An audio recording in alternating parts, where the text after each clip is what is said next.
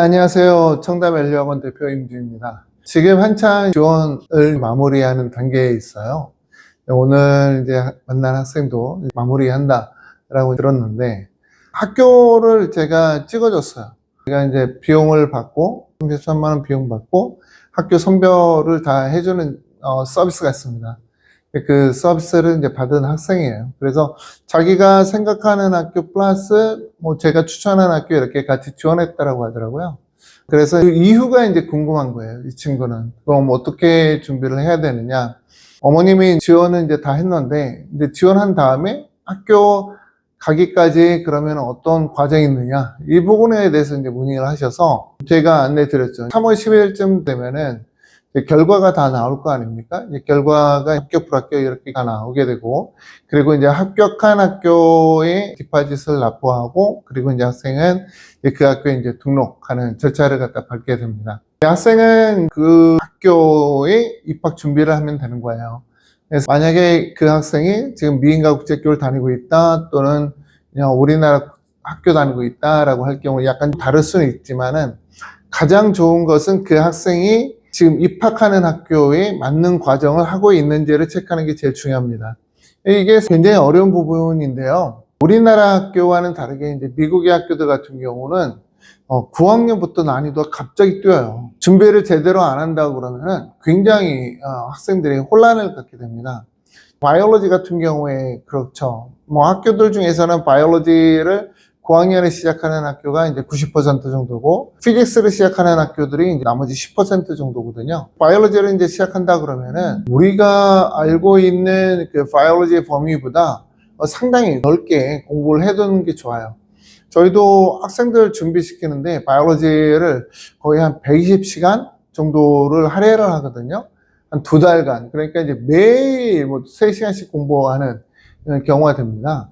2달 동안 안 하고 여유있게 하고 싶다 그러면 한 넉 달 정도 잡는다 그러면은 월, 수, 금 하루에 3시간씩 수업이 되겠죠. 그래서 이렇게 공부를 한 다음에 가야만 그나마 학생이 수업을 따라가거나 아니면 보너스 바이올로지나 그렇게 이제 상급 과정으로 올라갈 수도 있는 그런 기회를 갖습니다. 그렇지 않는다라고 하게 되면은 거기에서 다 무너져요, 학생들이. 아무리 나는 메디컬 꿈을 꾸고 미국 의사 될 거야 또는 약사 될 거야 이렇게 생각했다가 바이올로지 수업에서 다른 학생들에 비해서 내가 굉장히 못하고 있다라고 하게 되면은 학생들이 속으로 그러죠. 아, 나는 메디컬 쪽은 아닌가 봐. 이렇게 이제 꿈을 좌절하게 됩니다. 그게 사실은 제일 커요.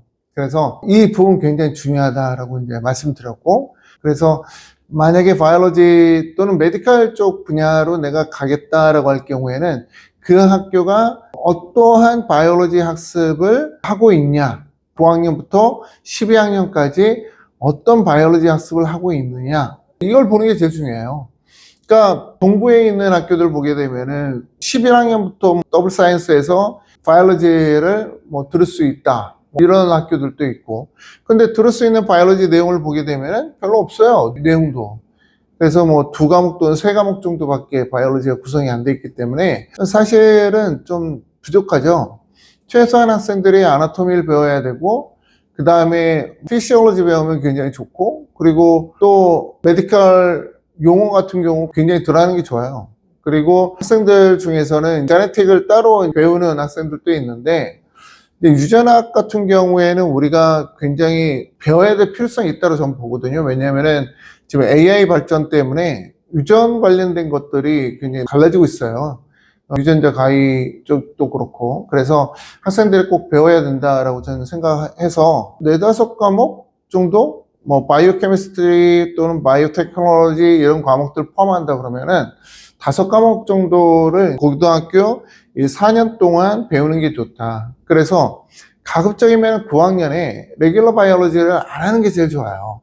그걸 안 하고 보너스 바이올로지나 아니면은 저희 학생 중에서는 이제 바이오 테크놀로지로 바로 들어가는 학생도 있는데, 그렇게 공부를 하는 게 나중에 이 학생이 자신감을 얻을 수가 있거든요. 그리고 또 난 바이올로지는 좀 맞나 봐, 이렇게 생각한다 그러면은 의대나 또는 치대, 약대 가는데 굉장히 유리하죠. 학교를 선택할 때는 자기가 전공과 맞는 학교를 선택하는 게 제일 좋아요.